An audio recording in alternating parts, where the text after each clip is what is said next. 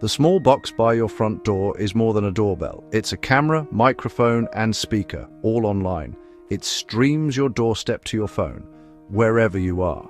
Marketed as a digital peephole, it promised security and control. News of rising crime made these devices appealing. Now you could see and speak to anyone at your door, even when away. Companies like Ring and Nest sold peace of mind, showing families scaring off thieves with a voice from afar. The message, you're the gatekeeper, in charge of your home's threshold. But this power came with a catch. Every video is uploaded to the cloud, stored by the company. This creates a vast, private archive of daily life on residential streets. Every passerby, every car, every conversation. Recorded, often without their knowledge. Homeowners saw it as personal security, but it built a massive surveillance network. Few asked, who else can access this footage, and under what circumstances? The digital peephole gave us control, but also opened a door to new privacy risks. The convenience of security came with hidden complexity. The question of who truly owns and controls this data was just beginning to surface. Video doorbells didn't just change technology, they changed how we think about safety. Security became interactive. Homeowners became their own guards, monitoring from anywhere. For many, especially women, this meant a new sense of safety, seeing who's at the door before answering or not answering at all. The device offered a buffer, letting you assess risk without revealing your presence.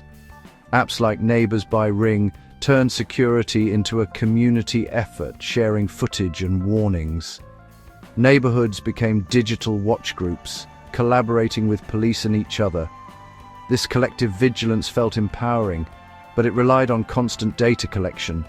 Every alert, every video, every shared clip became part of a corporate database. Users felt in control, but were really licensing a service, entrusting intimate data to a third party. The arrangement was convenient, but the legal boundaries were unclear. Who owned the footage? Who could access it? Most users never considered these questions. The sense of security was real, but so was the trade-off. The foundation of this new safety net was data that didn't always belong to the homeowner. The legal ambiguity around this data would soon spark a debate about privacy. The promise of control masked a growing vulnerability. As millions installed these cameras, the law lagged behind. The Fourth Amendment protects homes from unreasonable searches, but what about digital footage stored in the cloud? Police could often just ask for footage. Many homeowners shared it willingly, sometimes entire neighborhoods at once. But if a homeowner refused, the rules were unclear. Did police need a warrant or just a subpoena? The third-party doctrine, a relic from the 1970s, suggested that by storing footage with a company, privacy expectations were reduced. The legal uncertainty was tested in a secretive federal case. Prosecutors wanted a suspect's own doorbell footage as evidence. The defense argued this was a private extension of the home, requiring a warrant. The government countered, once uploaded to the cloud, the footage was fair game under the third-party doctrine. Instead of a public trial, the case ended in a quiet plea deal. No judge ruled on the Fourth Amendment question. No precedent was set, but the government got the footage with a simple court order. The legal battle vanished from public view, but its impact lingered. The lack of a ruling left the rules murky, but prosecutors saw a path forward. The doorbell camera's legal status remained unresolved, but the government's strategy was validated. A plea deal isn't a legal precedent, but it can shape practice. The government's success sent a quiet signal: court orders, not warrants, could unlock doorbell footage. Prosecutors nationwide took note, using this approach as a template. The absence of a public fight avoided scrutiny and debate. Advocacy groups were sidelined. The legal ground shifted quietly. Tech companies, inundated with requests, now had a clear process. Court orders under the Stored Communications Act. The difference between a warrant and a court order is huge. The latter requires less proof. The plea deal normalized this lower standard for deeply personal data.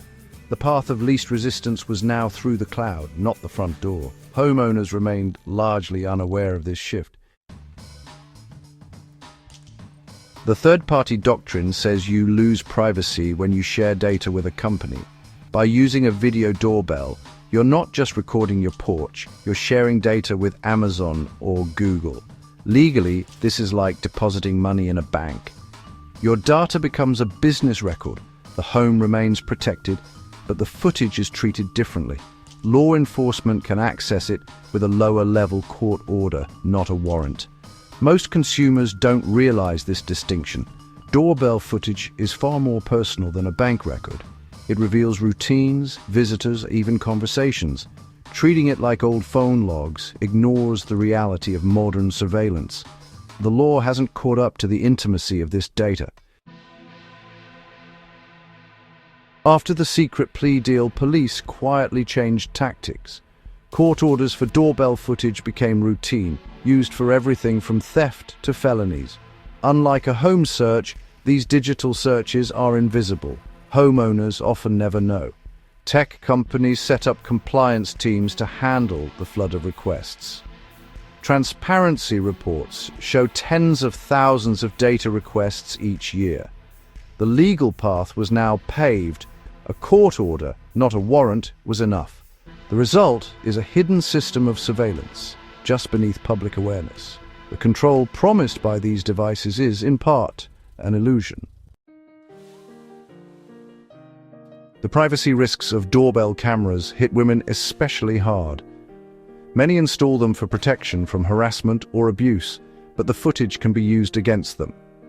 In custody disputes or domestic violence cases, abusers or lawyers can subpoena footage to scrutinize a woman's private life. The device meant as a shield can become a tool for surveillance and control. Lower legal standards for access make this vulnerability worse. The threshold between public and private is uniquely sensitive for women's safety. The promise of empowerment can quickly turn into a loss of privacy and security. The story of the video doorbell raises a crucial question. Who controls the data from our homes? Smart devices constantly collect intimate details stored far from our walls. The third-party doctrine says we've traded privacy for convenience, often without realizing it. Privacy advocates argue home data deserves the same protection as the home itself. A warrant, not a court order, should be required. As smart homes become the norm, this debate grows urgent. Should corporations or the government hold the keys, or should homeowners? The quiet precedent set by a secret plea deal pushed us down one path. The future of privacy in our homes depends on whether we choose to change course.